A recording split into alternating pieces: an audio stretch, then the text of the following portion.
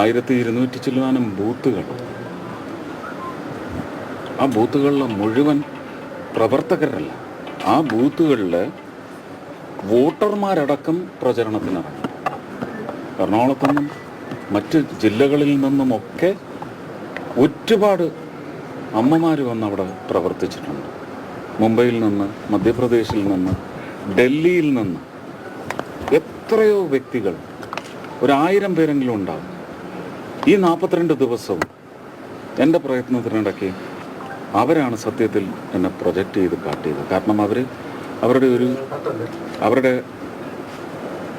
അവരാരാണെന്ന് തെര്യപ്പെടുത്തുന്ന രൂപത്തിൽ പറഞ്ഞ അവരുടെ പ്രാദേശികം അല്ലെങ്കിൽ അവരുടെ പ്രദേശം എന്താണെന്ന് അറിയിച്ചതിൻ്റെ പശ്ചാത്തലത്തിൽ തന്നെ അതിന് വലിയ ഒരു പോസിറ്റീവ് ഇമ്പാക്റ്റ് ഉണ്ടാക്കാൻ അവരുടെ പ്രചരണത്തിന് സാധിച്ചിട്ടുണ്ട്. എൻ്റെ പാർട്ടി പ്രവർത്തകർ കഴിഞ്ഞ 5 വർഷമായിട്ട് ഞാൻ എന്തൊക്കെ ആവശ്യപ്പെട്ടോ അത് മുഴുവൻ ഞാൻ പ്രതീക്ഷിച്ചതിൻ്റെ ഒരു 100 ഇരട്ടിയായി തിരിച്ചെനിക്ക് ജനങ്ങളിലേക്ക് അടുക്കാനുള്ള ഒരു മിഷനായി കൊണ്ടുപോകുന്നതിന് അവരൊരു വലിയ മെഷീനറിയായിട്ട് പ്രവർത്തിച്ചിട്ടുണ്ട്.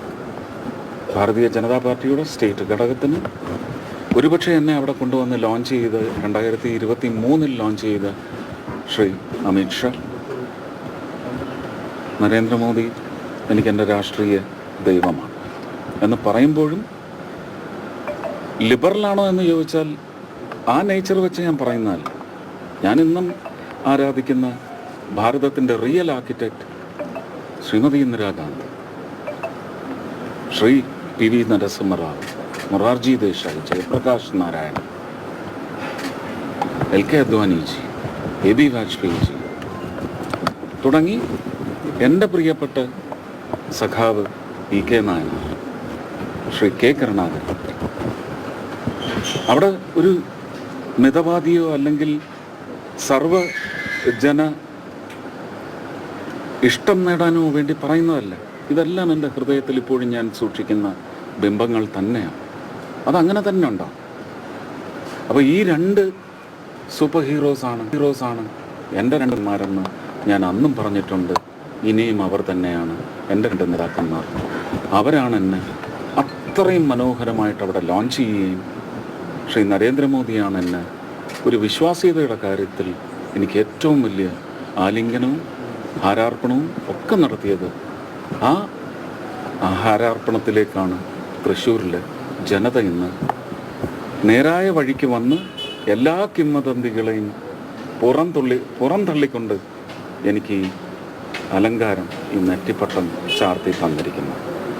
അതിന് ഞാൻ ഉറപ്പായിട്ടും എന്നും കടമപ്പെട്ടവനായിരിക്കും. അതിൽ നിന്ന് ഞാൻ ഒട്ടും പിന്നോട്ട് പോവില്ല. ഒരു മാനിഫെസ്റ്റോയിലല്ല ഞാൻ വിശ്വസിക്കുന്നത്.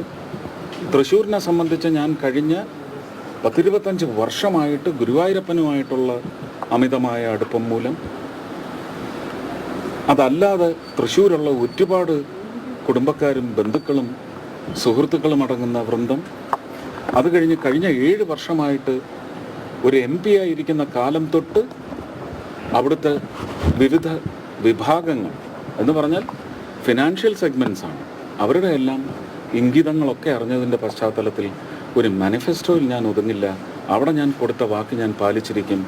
ഞാൻ കേരളത്തിന് വേണ്ടി മുഴുവൻ നന്മ പ്രവർത്തനം, വികസന പ്രവർത്തനത്തിന് വേണ്ടി മുന്നിട്ടിറങ്ങുന്ന കേരളത്തിൻ്റെ MP ആയിട്ടായിരിക്കും ഞാൻ തൃശ്ശൂരിലെ പ്രജാദൈവങ്ങൾ എന്നെ അവരോധിക്കുന്നത് എന്ന് മാത്രം അറിയിക്കുന്നു. ഒരുപാട് സന്തോഷം പങ്കുവയ്ക്കുന്നു.